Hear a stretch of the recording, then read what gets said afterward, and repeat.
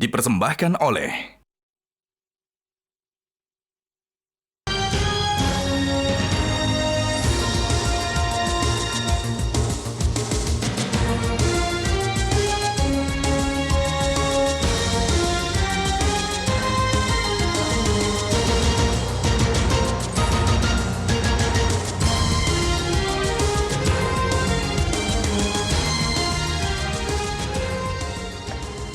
Pemirsa, Anda kembali bergabung bersama kami dalam live event Indonesia Memilih. Ini adalah segmen terakhir, begitu ya. Seperti biasa kita di segmen terakhir ingin juga memberikan kesempatan untuk memberikan pesan atau misalnya closing statement gitu yang mungkin bisa disampaikan.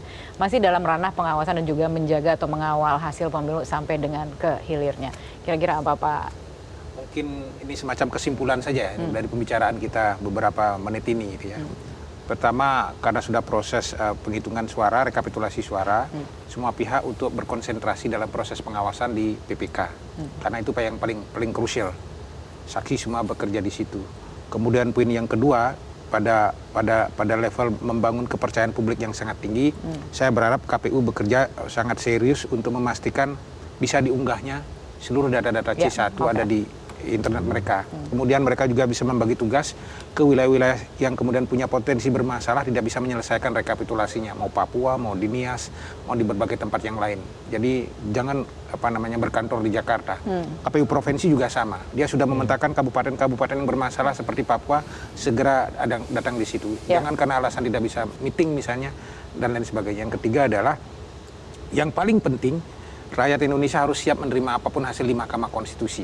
Antara dua pilihan, bahwa kemudian diterima, atau misalnya punya potensi salah satu pasangan calon kemudian dinyatakan didiskualifikasi, atau misalnya diganti proses pencalonannya, dimulai dari proses pencalonan. Apapun hasilnya, kita harus siap atas putusan Mahkamah Konstitusi. Mbak Denis? Iya, tentu yang namanya pemilu itu harus transparan ya, salah satu prinsipnya. Makanya semua yang orang laporkan kecurangan ini, Bawaslu ya harus secara transparan. Bawaslu kan kemarin udah memberikan statement ya, ada 19 jenis pelanggaran. Ya secara transparan dijelaskan apa yang sudah mereka lakukan gitu ya terhadap pelanggaran-pelanggaran ini. Lalu KPU juga transparan juga menjelaskan nih apa nih yang terjadi gitu ya, misalnya tadi di Sirekap itu apa yang terjadi. Dan untuk masyarakat sebetulnya kita masih punya waktu untuk mengawasi semua nih prosesnya, ada jaga pemilu, ada kawal pemilu, ada jaga suara. Ini platform yang bisa digunakan oleh publik untuk kita nih bisa loh untuk berpartisipasi menjadi pembanding datanya KPU, karena tugas kita nggak berhenti kemarin tanggal 14 ke TPS pulang gitu ya, kita kan nggak sekedar sebagai pemilih tapi juga mengawasi jalannya proses ini yang penting saya rasa sekarang. Oke, Pak Ucok? Ya saya rasa poinnya adalah pemilu belum selesai ya kan, jadi tahapan pemilu itu belum sampai final, kita juga masih panjang untuk melihat dari rekapitulasi, kemudian juga nanti kalau ada kemungkinan ada klaim-klaim ataupun laporan kecurangan ya kan, jadi kita mengharapkan Bawaslu juga ini saat-saatnya Bawaslu menunjukkan ya bagaimana dia bisa ikut menjadi pengawas dan juga menunjukkan sebenarnya targetnya itu untuk bisa menciptakan pemilu yang berkualitas. KPU-nya sendiri menjaga integritas pemilu.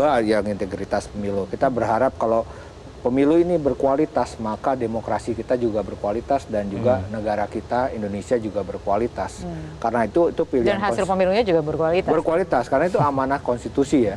Makanya kalau kita ngelihat bahwa peran warga ya, kalau saya lihat dari lapangan sendiri itu sebenarnya tingkat partisipasinya tinggi ya. Tadi kita nggak bicara soal itu, tapi kalau lihat tingkat partisipasinya tinggi ini yang juga kita harapkan bisa juga selain ikut partisipasi nyoblos, tapi partisipasi mengawasinya juga makin bagus juga. Jangan hanya seperti kata Mbak Ninis bilang ya, jangan udah coblos pulang gitu kan. Tapi kita mengawasi dari PPK nanti juga provinsi, kita cek lagi kalau ada di KPU, kalau ada kesalahan itu berbunyi lah.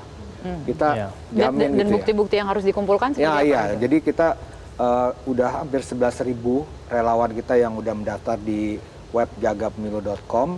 Anda bisa mengirimkan, bapak-bapak, ibu-ibu, teman-teman relawan yang dengan mendaftar login, kirim aja yang masih ada. Hampir semua saya rasa sekarang punya HP ya. Saya lihat di TPS-TPS itu juga ada warga dibebaskan, nggak ada larangan kok waktu itu kan. Jadi saya pikir masyarakat bisa mengirimkan itu sebagai pembanding.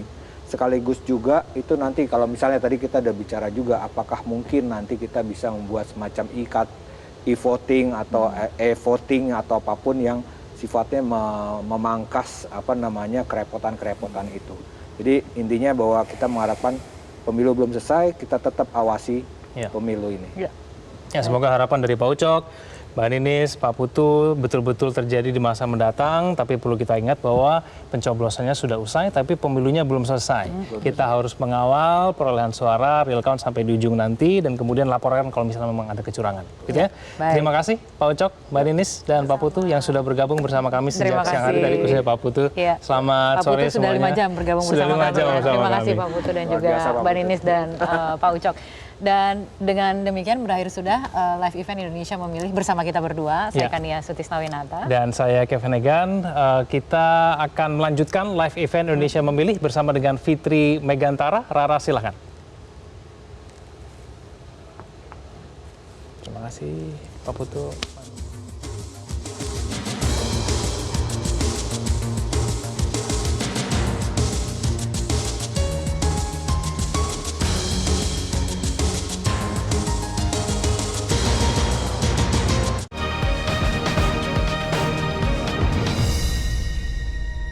Dipersembahkan oleh